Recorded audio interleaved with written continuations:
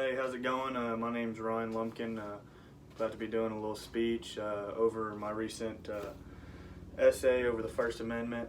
So I'm going to outline some of my key points. We're going to get started.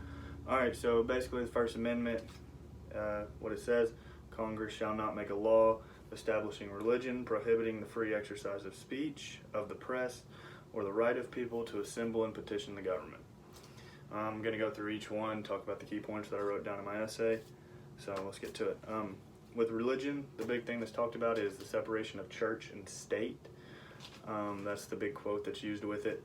The biggest argument that is around this right is in public schools. A lot of people think that we should be able to pray in public schools, and that's not the case with the right. You know, we want to separate the state and the church, and if you want to go to private school and pray, you can. But this isn't something that can be voted on either. You cannot vote to have prayer in public school. Just can't happen. But in 1971, there's Supreme Court Lemon versus Kurtzman.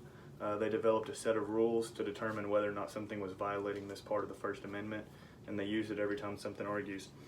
The next is speech. Pretty clean cut, dry, straight to the point. Freedom of speech. You can say what you want, speak your mind. That's about it. You can't necessarily go around and threaten people and say you're going to hurt somebody. Anything that's threatening or dangerous can be prosecuted by laws, threats. That doesn't fall underneath the right to free speech. But freedom of speech sounds pretty simple. The next one's pretty simple, the freedom of the press. The same thing as freedom of speech. It just goes for the press, being the news, broadcasting. They can say what they want about anybody. You see it all the time. They talk about the president, who's top dog in the country. They say what they want about him, and there's really not a whole lot he can do about it. There are certain laws that can censor the press and broadcasting from distributing certain information or pictures, but for the most part, the press has the right to say what they want, and they do. The last is the petition of the government and to assemble.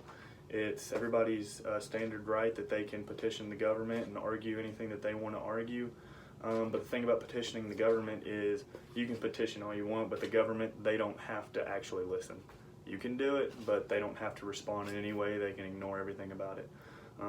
All these make up the First Amendment, and that'll be it. Thank you.